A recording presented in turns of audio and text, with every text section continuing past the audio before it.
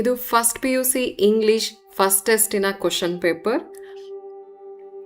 ಮೊದಲಿಗೆ ಸಿಲೆಬಸ್ ಏನಿದೆ ನೋಡೋಣ. ಫಸ್ಟ್ ಟೆಸ್ಟಿಗೆ ಏನು ಬರುತ್ತೆ ಸಿಲೆಬಸ್ಸಲ್ಲಿ ಅದನ್ನು ನೋಡ್ಕೊಳ್ಳಿ. ಇಲ್ಲಿ ನೀಟಾಗಿ ಕೊಟ್ಟಿದ್ದೀನಿ, ಇದು ಇಷ್ಟೇ ಬರೋದು. ಅದನ್ನು ನೀಟಾಗಿ ನೋಡ್ಕೊಳ್ಳಿ. ಅಥವಾ ನಿಮ್ಮ ಕಾಲೇಜಲ್ಲಿ ಏನಾದರೂ ಹೆಚ್ಚು ಕಡಿಮೆ ಇದ್ದರೆ ಅವ್ರು ಹೇಳಿರ್ತಾರೆ, ಅದ್ರ ಪ್ರಕಾರ ಪ್ರಿಪೇರ್ ಆಗಿ. ಇಲ್ಲಿ ಕ್ವಶನ್ ಪೇಪರ್ ನಾನು ಅಪ್ಲೋಡ್ ಮಾಡಿರೋದು 2018ರದು.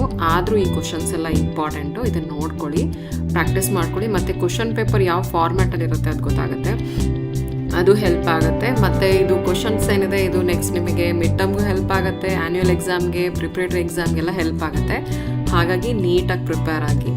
ಸದ್ಯಕ್ಕೆ ನನ್ನ ಹತ್ರ ಒಂದೇ ಕ್ವಶನ್ ಪೇಪರ್ ಇರೋದು, ಅದನ್ನು ನಾನು ಅಪ್ಲೋಡ್ ಮಾಡಿದ್ದೀನಿ 2018ರದು. ಫಸ್ಟ್ PUCಲಿ ನಾನು ತುಂಬ ಹುಡುಕಾಡಿದೆ, ಕಡಿಮೆ ಸಿಕ್ಕಿದ್ದು ಕ್ವಶನ್ ಪೇಪರು, ಇದು ಒಂದೇ ಇದ್ದಿದ್ದು.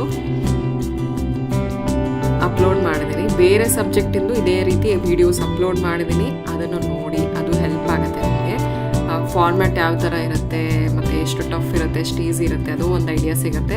ಮತ್ತು ಯಾವ್ಯಾವ ಕ್ವಶನ್ಸ್ ಇಂಪಾರ್ಟೆಂಟು, ಯಾವ ಥರದ ಕ್ವಶನ್ಸ್ ಎಷ್ಟು ಕೇಳ್ತಾರೆ, ಅದೆಲ್ಲ ಒಂದು ಕ್ಲಾರಿಟಿ ಸಿಗುತ್ತೆ. ಹಾಗಾಗಿ ವಿಡಿಯೋನ ಪೂರ್ತಿಯಾಗಿ ನೋಡಿ. ಮತ್ತು ಸ್ಟಡೀಸಿಗೆ ಸಂಬಂಧಪಟ್ಟ ಹಾಗೆ ಸಾಕಷ್ಟು ವೀಡಿಯೋಸ್ ನಾನು ಅಪ್ಲೋಡ್ ಮಾಡಿದ್ದೀನಿ.